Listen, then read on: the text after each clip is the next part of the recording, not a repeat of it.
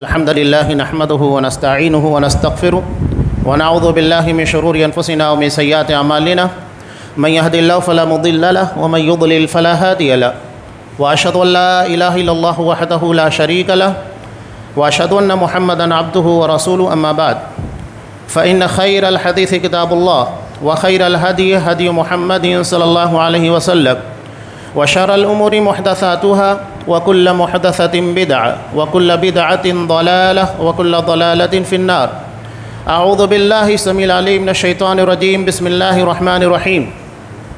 يا أيها الذين آمنوا اتقوا الله حق تقاته ولا تموتن إلا وأنتم مسلمون. يا أيها الناس اتقوا ربكم الذي خلقكم من نفس واحدة وخلق منها زوجها وبث منهما رجالا كثيرا ونساء واتقوا الله الذي تساءلون به والأرحام إن الله كان عليكم رقيبا. يا أيها الذين آمنوا اتقوا الله وقولوا قولا سديدا يصلح لكم أعمالكم ويغفر لكم ذنوبكم ومن يطع الله ورسوله فقد فاز فوزا عظيما. وقال ويؤثرون على أنفسهم ولو كان بهم خصاصة ومن يوق شح نفسه فأولئك هم المفلحون. وعن جابر بن عبد الله رضي الله تعالى عنه أن رسول الله صلى الله عليه وسلم قال اتقوا الظلم فإن الظلم ظلمات يوم القيامة واتقوا الشح فإن الشح أهلك من كان قبلكم حملهم على أن سفكوا دماءهم واستحلوا محارمهم. رواه مسلم في كتاب البر والصلة والأدب. تمام قسم کی تعریفات اللہ رب العالمین وحدہ لا شریک کے لائق و زیبا ہے، جو ساری کائنات کا تنہا خالق و مالک ہے، اور بے شمار درود و سلام ہو اللہ کے آخری نبی جناب کریم محمد رسول اللہ صلی اللہ علیہ وسلم کی ذات مقدسہ پر۔ محترم سامعین، عزیز ماں اور بہنوں،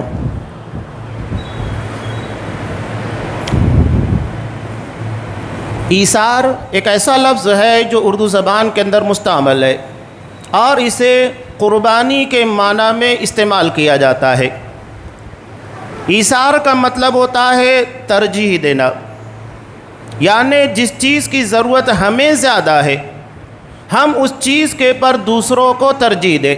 اور حقیقت میں دیکھا جائے تو قربانی یہی ہے کہ ہم انتہائی کثیر رقم لگا کر اچھا جانور خریدتے ہیں اور اسے اللہ کے نام کے پر ذبح کرنے کے بعد زیادہ تر حصہ اسے رشتہ داروں میں، ضرورت مندوں میں، غربا اور مساکین کے پر خرچ کر دیتے ہیں۔ یہی اصل میں ایثار ہے، قربانی ہے، یعنی اپنی ذات کے پر دوسروں کو ترجیح دینا۔ ایک شخص بغداد سے مدینہ آیا اور آنے کے بعد مدینہ کے شخص نے اس سے سوال کیا کہ تمہارے یہاں ایثار کسے کہتے ہیں؟ تو وہ کہنے لگا اگر کھانے کے لیے کچھ مل گیا تو کھا لیتے ہیں ورنہ بھوکے رہ جاتے ہیں، یعنی شکوہ نہیں کرتے۔ تب اس نے کہا یہ کام تو مدینے کے کتے بھی کرتے ہیں، اگر انہیں کھانا ملتا ہے تو کھا لیتے ہیں ورنہ سو جاتے ہیں۔ ہمارے یہاں ایثار یہ ہے کہ جس چیز کی ضرورت ہمیں زیادہ ہوتی ہے لیکن اگر کوئی اسے مانگتا ہے یا ہمیں نظر آتا ہے کہ ہم سے کہیں زیادہ ضرورت اس کو ہے تو ہم اپنی ذات کے پر ترجیح دیتے ہوئے وہ اسے دے دیتے ہیں۔ یہی اصحاب کرام کی زندگی مرتے دم تک اسی کے پر قائم رہے۔ انسانی زندگی کی اصل و بنیاد یہی ہے۔ اگر ہم نے انسانی زندگی سے ایثار اور ہمدردی کو نکال دیا تو ایسی رسا کشی ہوگی کہ انسان در اصل ایک دوسرے کا ایسا دشمن بنے گا جس کی مثال نہیں، بلکہ ایک دوسرے کو قتل کرنے سے بھی گریز نہیں کرے گا، اور اس کی بہت ساری مثالیں ہیں۔ بہرحال یہاں مثال بیان کی گئی ایثار کی، اور اسی کو قرآن مجید نے بیان کیا وَيُؤْثِرُونَ عَلَىٰ أَنفُسِهِمْ وَلَوْ كَانَ بِهِمْ خَصَاصَةٌ، کہ اصحاب کرام اپنی ذات کے پر دوسروں کو ترجیح دیا کرتے تھے گرچہ اس کے زیادہ ضرورت مند خود رہا کرتے تھے۔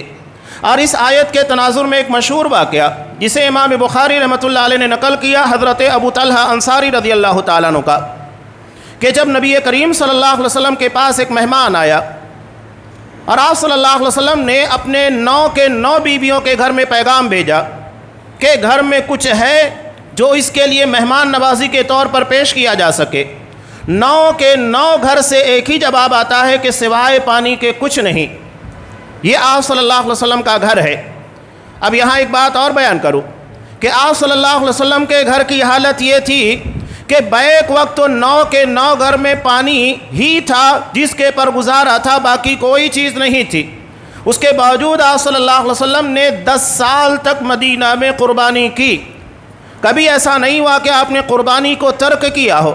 ہمارے ہاں بڑا عجیب مسئلہ ہے کہ اللہ نے توفیق عطا کی، یہاں تک کہ ایک ایک بندے کے پاس 10-10 ہزار 20-20 ہزار کے موبائل ہوتے ہیں، ہر مہینے ایک بڑی رقم اس کے ریچارج کے پر لگائی جاتی ہے، لیکن جہاں قربانی کا موقع آتا ہے انسان کے پاس ایسی تنگی آ جاتی ہے کہ اس سے بڑا فقیر اور تنگدست تو کوئی نہیں۔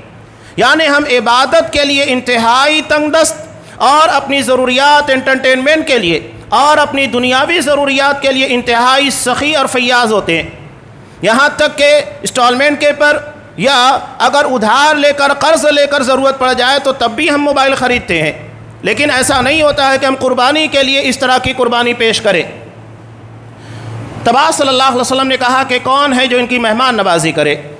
حضرت ابو طلحہ انصاری رضی اللہ تعالیٰ عنہ کھڑے ہوئے، کہا کہ اللہ کا رسول میں لے جاتا ہوں۔ گھر جانے کے بعد پتہ لگا، یہ مشہور واقعہ ہے، حضرت ابو طلحہ انصاری رضی اللہ تعالیٰ عنہ گھر گئے، پتہ لگا ایک آدمی کے برابر کھانا ہے۔ بیوی کو کہا بچوں کو سلا دیا جائے، اور جب مہمان گھر میں آئے تو چراغ میں تیل ڈالنے کے بہانے چراغ اٹھا لینا تاکہ مہمان اکیلا اچھے طریقے سے کھانا کھا لے۔ آپ دیکھیے کہ ہر جگہ ایثار ہے، بچے بھوکے ہیں لیکن انہیں کھانا نہیں دیا گیا، بیوی بھوکی ہے اسے کھانا نہیں دیا، حضرت ابو طلحہ انصاری خود بھوکے ہیں لیکن انہوں نے اپنی بھوک کے پر مہمان کی بھوک کو ترجیح دی۔ یہی ترجیحات ہے، اسی کو قربانی سے تعبیر کیا جاتا ہے۔ اور اتنا عظیم واقعہ رات کی تنہائی میں کیا گیا لیکن کسی کو بتایا تک نہیں۔ یہی قربانی کی روح ہے، اپنی نیکیوں کی چرچا مت کیجیے گا۔ یہاں ہم قربانی کے موقع کے پر اپنے جانوروں کے فوٹو شیئر کرتے ہیں، لوگوں کو بتاتے ہیں لالا کر دیکھو ہمارا جانور کتنا شاندار ہے، تو ہم اللہ کے لیے کر رہے ہیں تو لوگوں کو دکھانے کے لیے کہ ہم نے کتنی بڑی رقم لگا کر ایک جانور کو خریدا ہے، بکرا کتنا مہنگا خریدا، بڑا جانور کتنا مہنگا خریدا۔ آپ اللہ کے لیے کر رہے۔ قربانی کی دعا میں پڑھتے ہیں کہ ان صلاتی و نسکی و محیای و مماتی للہ رب العالمین، میری نماز، میری قربانیاں، میرا جینا، میرا مرنا سب اللہ تبارک و تعالیٰ کے لیے، لیکن عملی طور کے پر ہم اللہ کے لیے نہیں بلکہ دوسروں کے لیے کر رہے ہیں۔ حضرت ابو طلحہ انصاری رضی اللہ تعالیٰ عنہ نے نیکی کی، اسے چھپا لیا۔ اصحاب کرام کا مزاج یہی تھا، نیکی کرنے کے بعد اسے لوگوں کو نہیں بتاتے تھے، اس لیے کہ اس نیکی کو انہوں نے اللہ کی خاطر کیا، اللہ سے اجر لینا چاہتے تھے، بندوں سے اجر نہیں لینا چاہتے تھے۔ تو یہ ریاکاری انتہائی خطرناک وائرس ہے جو ہماری زندگی کی تمام نیکیاں چاہے کتنی بڑی کیوں نہ ہو اس کو ضائع کرنے کے لیے ایک لمحہ لگاتا ہے۔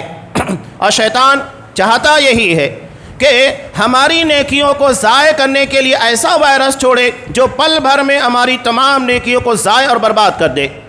مسلم کی وہ طویل روایت یاد کیجئے گا جسے امام مسلم رحمۃ اللہ علیہ نے نقل کیا حضرت ابو ہریرہ رضی اللہ تعالیٰ عنہ سے۔ جب لوگوں نے مطالبہ کیا حضرت ابو ہریرہ رضی اللہ تعالیٰ عنہ سے کوئی ایسی حدیث بیان کیجئے جو آپ نے ڈائریکٹ نبی کریم صلی اللہ علیہ وسلم سے سنا، حضرت ابو ہریرہ رضی اللہ تعالیٰ عنہ نے کہا کہ ٹھیک ہے میں تمہیں ایک حدیث بیان کرتا ہوں۔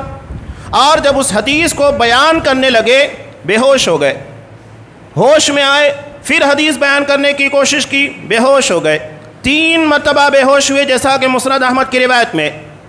اور اس کے بعد جب روایت کو بیان کیا، ایک طویل روایت کتاب الامارہ کی جس میں ایک شہید، ایک عالم دین اور ایک فیاض اور سخی مالدار شخص کا تذکرہ ہے، تینوں کو قیامت کے دن پیش کیا جائے گا اور اللہ سوال کرے گا کہ میں نے دنیا کی اتنی ساری نعمتیں تمہیں عطا کی، بتاؤ ان کے بدلے میں تم نے کیا کیا؟ شہید کہے گا جو اس کی زندگی کا سب سے بڑا عمل ہوگا، کہے گا قاتلت فیک حتی استشہدت، کہ اللہ میں تیری راہ میں جہاد کیا، قتال کیا، یہاں تک کہ شہید ہو گیا، اپنی جان کی پرواہ نہیں کی۔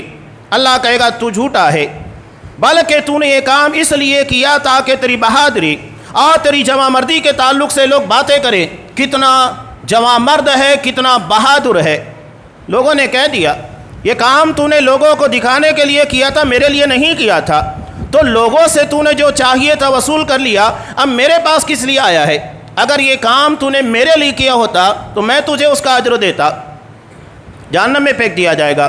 یہی معاملہ عالم دین کا، کہ جو اپنے دین کے علم کو اللہ کی خاطر نہیں بلکہ لوگوں کی خاطر، کہ میرے علم کا، میری قرأت کا اور میرے تقوی اور پرہیزگاری کا لوگوں کے درمیان چرچا ہو، اس خاطر اس نے اللہ کے دین کی پوری زندگی تبلیغ کی، اللہ اس کو بھی کہے گا تو بھی جھوٹا ہے، تو نے یہ کام میری رضا کے لیے نہیں بلکہ لوگوں کو دکھانے کے لیے کیا۔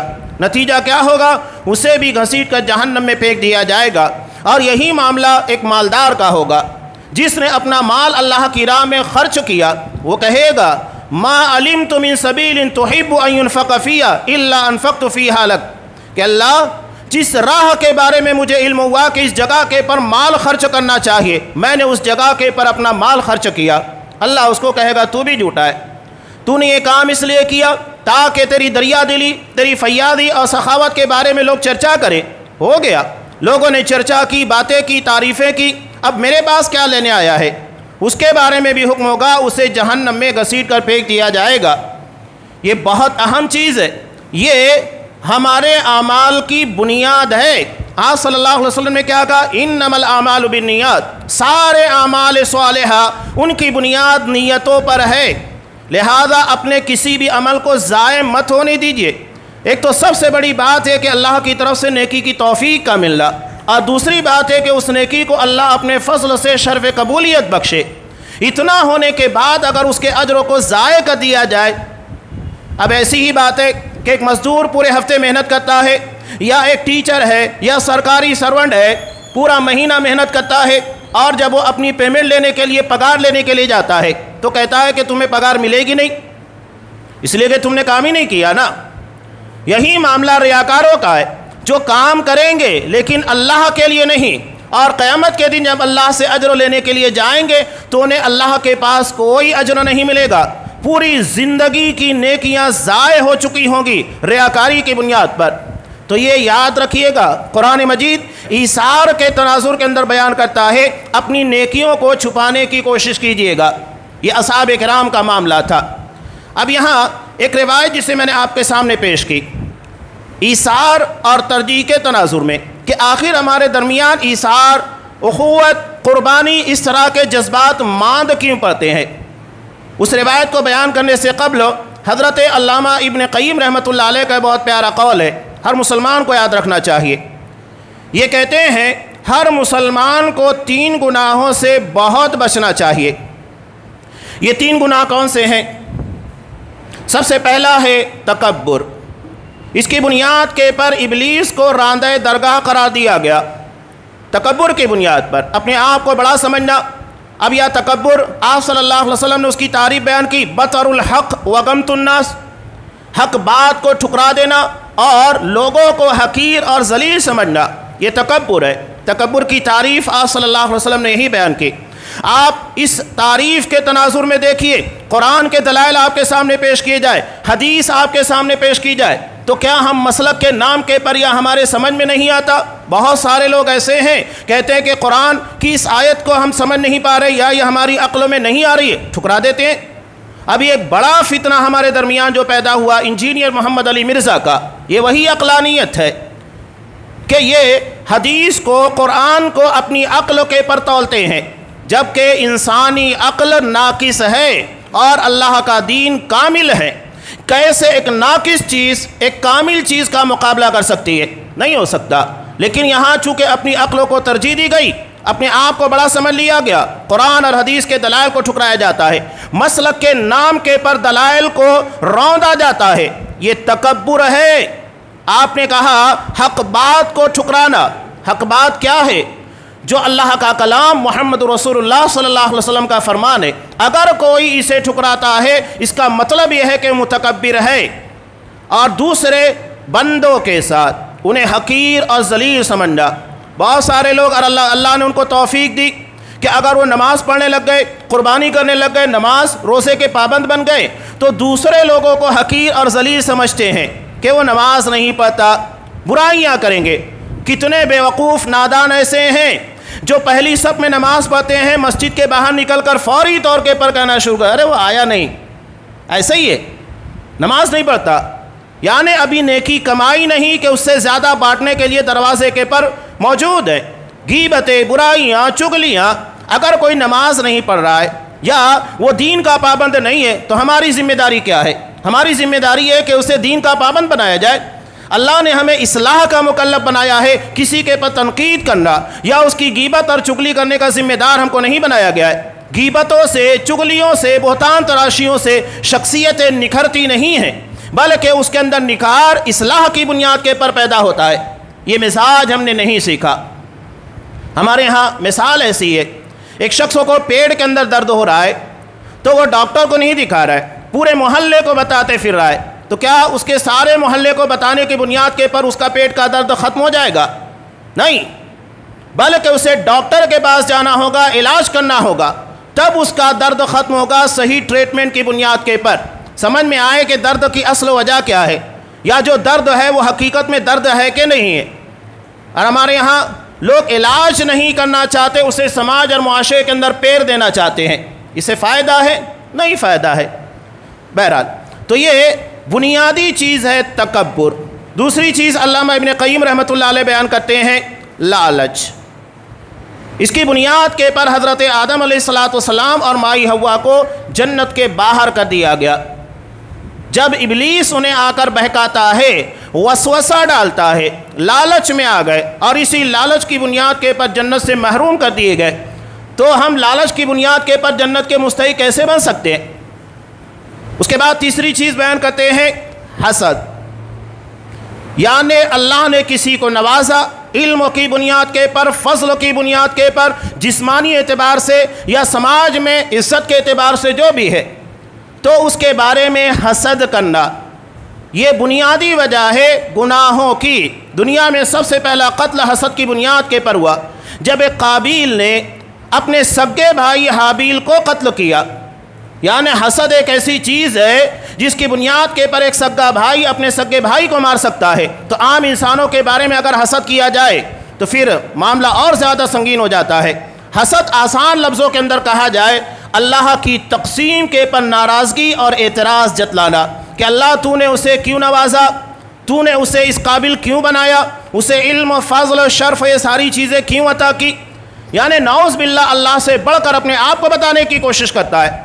امام مسلم رحمۃ اللہ علیہ نے جو روایت نقل کی، جسے خطبہ مسنونہ کے فوراً بعد میں نے آپ کے سامنے پیش کیا تھا، حضرت جابر بن عبداللہ رضی اللہ تعالیٰ عنہ بیان کرتے ہیں کہ آپ صلی اللہ علیہ وسلم نے ارشاد فرمایا اتقوا الظلم، ظلم سے بچو، فإن الظلم ظلمات یوم القیامہ، اس لیے کہ ظلم قیامت کی تاریکیوں کا سبب بننے والا ہے۔ یعنی جو انسان دوسروں کی دنیا کو تاریک کرے گا، آخرت میں اس کی دنیا تاریک ہونے والی ہے، اور جو شخص دنیا میں کسی شخص کی دنیا کو روشن کرے گا، اس کے غم اور پریشانیوں کو دور کرے گا، اللہ اس کی آخرت کو روشن کرے گا۔ اسی لیے تو آپ صلی اللہ علیہ وسلم نے ارشاد فرمایا واللہ فی عون العبد، کہ اللہ بندے کی مدد میں ہوتا ہے جب تک کہ بندہ اپنے بھائی کی مدد میں ہوتا ہے، یہ نہیں کہ اس کا برا چاہے یا اس کا خاتمہ کرنے یا اس کی زندگی کو تباہ کرنے کی کوشش کرے۔ یہ ہے آپ صلی اللہ علیہ وسلم، آپ نے یہ فرمایا من نفس عن مؤمن کربۃ من کرب الدنیا، کہ جو شخص کسی مومن کی دنیا کی کوئی پریشانی، بڑی پریشانی اسے دور کر دے گا، تو اللہ قیامت کے دن کی بڑے پریشانیوں میں سے کوئی ایک بڑی پریشانی اس کی دور کرے گا۔ اگر دنیا میں ہم دور کریں گے تو یہ بھی یاد رکھیے کہ اگر ہم نے کسی کی دنیا کو تاریک کیا یا کسی کی دنیا کو خراب کیا، تباہ کیا، تو آخرت کامیاب ہونے کے لیے نہیں ہے۔ ہم چاہتے ہیں کہ آخرت کی کامیابی ملے تو اس کے لیے ایثار اپنائیے، اپنی ذات کے پر دوسروں کو ترجیح دینا سیکھیے، جیسا کہ اصحاب کرام نے کیا۔ حضرت سعد بن ربیع رضی اللہ تعالیٰ عنہ کا واقعہ ہجرت کے موقع پر کتنا عظیم واقعہ ہے، جب آپ صلی اللہ علیہ وسلم نے ایک بڑا مسئلہ پیش آیا کہ سینکڑوں کی تعداد میں مکہ سے لوگ مدینہ پہنچے اور اتنے سارے لوگوں کے رہنے، ان لوگوں کی معیشت، تجارت، ہر چیز کا نظم کرنا تھا۔ آپ صلی اللہ علیہ وسلم کی ذہانت کہ آپ نے انصار میں سے جو مالدار صحابہ تھے ان کے ساتھ اصحاب کرام کا اخوت کا رشتہ قائم کر دیا، جسے مواخات کہا جاتا ہے، آپسی بھائی چارہ۔ حضرت سعد بن ربیع رضی اللہ تعالیٰ عنہ، ان کے حصے میں حضرت عبد الرحمن ابن عوف رضی اللہ تعالیٰ عنہ آئے۔ قربانی کی مثال دیکھیے، اپنی ذات کے پر ترجیح۔ کہا عبد الرحمن اللہ نے مجھے بہت مال عطا کیا ہے، میں اپنی پراپرٹی کا 2 حصہ کرتا ہوں، ایک حصہ تم رکھ لو، ایک حصہ میں رکھ لیتا ہوں۔ یہ مال ہے۔